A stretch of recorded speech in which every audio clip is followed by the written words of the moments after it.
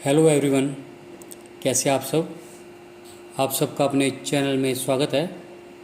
आज मैं आपको अकबर और बीरबल की एक कहानी सुनाने जा रहा हूँ जिसका टाइटल है पैर और चप्पल। कहानी कुछ इस प्रकार से है। बीरबल बहुत नेक दिल इंसान थे। वह सदैव दान करते रहते और इतना ही नहीं, बादशाह से मिलने वाले इनाम को भी ज़्यादातर गरीबों और दीन दुखियों में बांट देते। परंतु इसके बावजूद भी उनके पास धन की कोई कमी न थी। दान देने के साथ साथ बीरबल इस बात से भी चौकन्ने रहते कि कपटी व्यक्ति उन्हें अपनी दीनता दिखाकर ठग न लें। ऐसे ही अकबर बादशाह ने दरबारियों के साथ मिलकर एक योजना बनाई कि देखे कि सच्चे दीन दुखियों की पहचान बीरबल को हो पाती है या नहीं।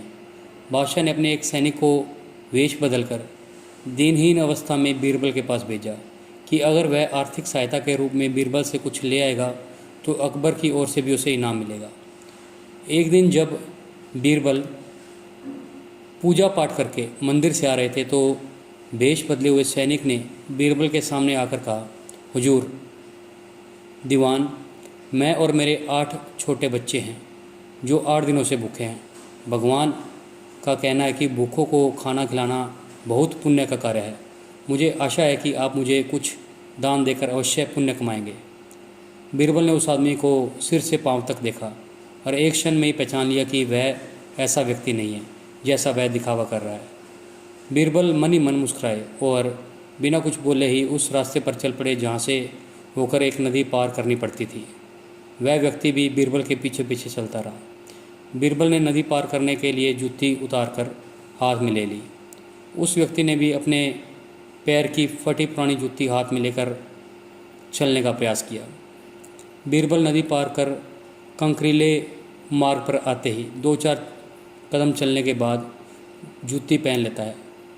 बीरबल यह बात भी गौर कर चुके थे कि नदी पार करते समय उस व्यक्ति के पैर धुलने के कारण और ज़्यादा साफ़ सुथरे और चिकने हो चुके थे और चमड़ी गोरी दिखने लगी थी। इसलिए वह मुलायम पैरों से कंकरीले मार्ग पर नहीं चल पा रहा था। दीवान जी, दीन हट्टीन की पुकार आपने सुनी नहीं, पीछे से आ रहे व्यक्ति ने कहा। बीरबल बोले, जो मुझे पापी बनाए मैं उसकी पुकार कैसे सुन सकता हूँ।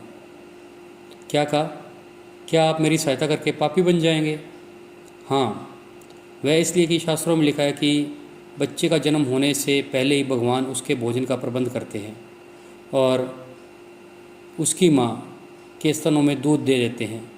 उसके लिए भोजन की व्यवस्था भी कर देते हैं। यह भी कहा जाता है कि भगवान इंसान को भूखा उठाते हैं पर सुलाते नहीं। इन सब बातों के बाद भी तुम अपने आप को 8 दिनों से भूखा कह रहे हो। इन सब स्थितियों को देखकर यह समझना चाहिए कि भगवान तुमसे रुष्ट हैं और वह तुम्हें और तुम्हारे परिवार को भूखा रखना चाहते हैं। लेकिन मैं उसका सेवक, अगर तुम्हारा पेट भर दूँ तो ईश्वर मुझ पर रुष्ट हो जाएंगे। मैं ईश्वर के विरुद्ध नहीं जा सकता। ना बाबा ना, मैं तुम्हारे को भोजन नहीं करवा सकता क्योंकि यह सब पापी ही कर सकता है। बीरबल का यह जवाब सुनकर वह चला गया। उसने इस बात की बादशाह और दरबारियों को सूचना दी। बादशाह अब यह समझ गए कि बीरबल ने उसकी चालाकी पकड़ ली है। अगले दिन बादशाह ने बीरबल से पूछा, बीरबल, तुम्हारे धर्म कर्म की बड़ी चर्चा है पर तुमने कल एक भूखे को निराश ही लुटा दिया, क्यों? आलमपना, मैंने किसी भूखे को नहीं बल्कि एक ढोंगी को लुटाया। मैं यह बात जान चुका था कि ढोंगी आपके कहने पर मुझे बेवकूफ़ बनाने आया था।